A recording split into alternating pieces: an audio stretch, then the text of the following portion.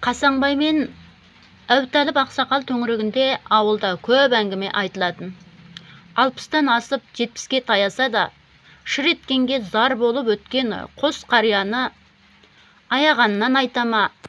Әйтеуір екі шал туралы жұрттың күңкіл-сүңкілі бітпейді. Алла тағалада қызық осы. Екі бейбақты зарықтырмай бір шикет сыйлай салса несі кетеді? Пәленбайға 10 бала бергенше, осы екеуіне берсейші. Әй, тұрлауы жоқ дүние-ай деп бір қоятын. Бұл шалдарда қызық. Бала көтермеген әйелді ту бастақ жолға салмай, несіне айналып үйіріледі екен.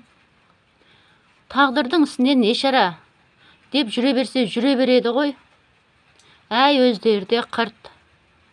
Осындай алуан әңгіме айтылып жатса да, оған іш жиып жатқан қариялар жоқ. Мұңы да, сыры да ортақ болған соң ба, екі шалдың жұбы жазылып көрген емес. Астындағы қойторларын ауыл сыртындағы дөңеске шалдырып,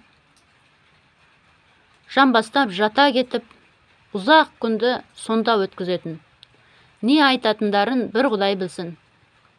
Кейде адамның ішкі күйзелісі ортақ болса, айнымас қимас жандарға айналатын секілді. Жұбы жазылмайтын қос қарияның бір-бірін аса құрметтейтіні, сыйлайтыны жұртқа өнегеде болатын кейде. Дос болсаң, осы екеуіндей бол. Шіркіндердің сыйластығының алдында бүкіл дүние неге тұрады? 30 ұлың болғанша осырақшы шалың болсын дегенде дұрыс шығар. Қай қырынан болсын сөз тауып айтатын қазақ емеспіз бе? Бір жылы Алтайдың торғайбас қары толастамай қытымыр қыстың қысқан кезінде Әбутәліп ақсақалдың ұзақ жыл отасқан жары о дүниелік болды. Марқұм әйелінің жыл өткен соң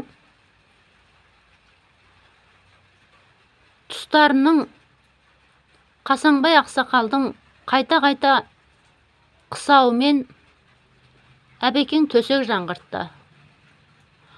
Алғаны өзінен көп жас кіші, желек жамылып жесір қалған ауылдағы бір инабатты әйел еді. Дәм тұзы жарасты. Бірер жыл өткен соң бала да сүйді. Сол кездегі әбекеңнен гөрі Қасекеңнің қуанышынан айтып сұрама. Біреудің қуанышы үшін басқа адамның соншалық шаттанғанын көргенде бақыт екен.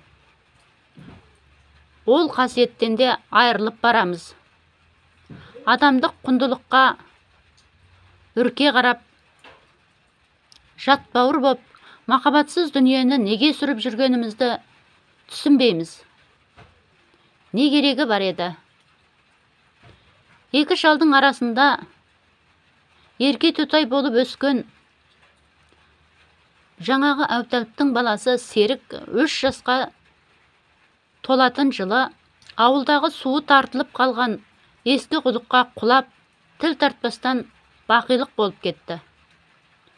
Әбутәліп ақсақалдың сақалын жуған көз жасы күні бүгін көз алдымда.